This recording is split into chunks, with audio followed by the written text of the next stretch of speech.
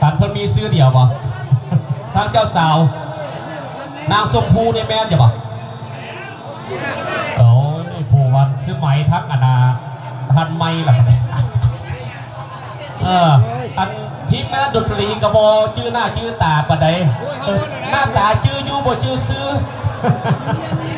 จดเข้ามาเลยกับอ่านให้นั่นแหละอันมาฮอดหรือว่าถ้าเคยไม่ไฟไหมเนี่ยโอ้ยมาฮอดจะเป็นลมเย็นดีปะเนี่ยอันคู่เบ้าสาวนี่สมกันจะบอกพวกเจ้าว่า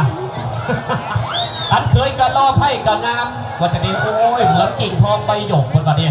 ดังสั้นแต่โอ้บุญพรเจ้าฮักกันเด้อฮักกันแทนกันอันซี่อนาจารย์พอบระวงให้เป็นศิลปคุณเลยบ่เนี่ยโอเคหากระเห็นกันเท่าเดียวเนี่ยบ่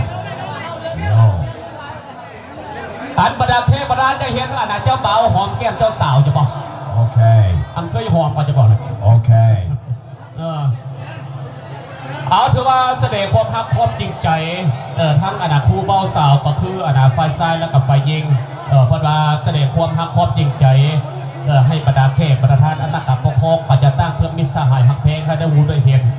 ว่าเพื่อนกระทึกต้องเนาะตามที่ตามคลองมาสู้ขอตามที่ตามคลองแต่งดอกมะลิกะมีแก้วมีดองสองกับสองไฟผู้เหตุเปลี่ยนใจกับมีสักขีพยานด้วยอำนาจกับปกครองปัจจตั้งวันนี้เพิ่นกระซีแสดงความฮักความจริงใจให้เรื่องเกียรติความบริสุทธิ์เนาะที่ค่อยมีต่อเจ้าและเจ้ามีต่อค่อยให้บรรดาแขกประธานให้ได้วูได้เห็นกัน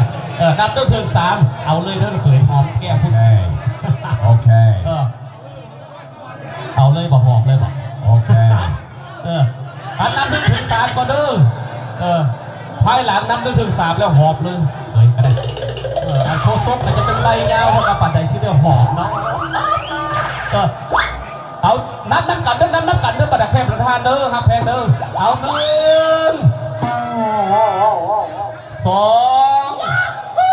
เตรียมพร้อมแล้วบอก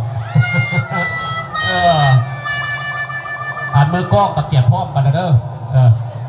อัน2.5 3เอาเลยอันโอ้ยเพิ่นหักแท้หักว่าหอมแล้วบ่อยากวางเลยหอมโดนอันวันนี้ทั้งอาจารย์เจ้าสาวมาเพื่อก็แสดงความฮักความจริงใจพอตาฮักเจ้าคือกันฮักมาแต่โดนฮักแต่แรกทุบแบบนี้พอเสียฮักเจ้าผู้เดียวฮักตลอดไปช่วยเจ้าสร้างช่วยเจ้าสาเจ้าพาสร้างภาษาแต่ค่อยกันเสียไปทำเจ้าให้มีปัจจุบันโอเคอันนับเลย1 ถึง 3นับกันเด้อ1 2 3เอาเลยเนี่ยโอ้ยอาจเป็นสิริมงคลเนาะหอบให้เจ้าบ่าวเจ้าสาวหอบขึ้นหอบเขินหอบทั้งหอบแพงอาจารย์ดนตรีจัดให้ปัดนี้อันฟอนละวงเด้อ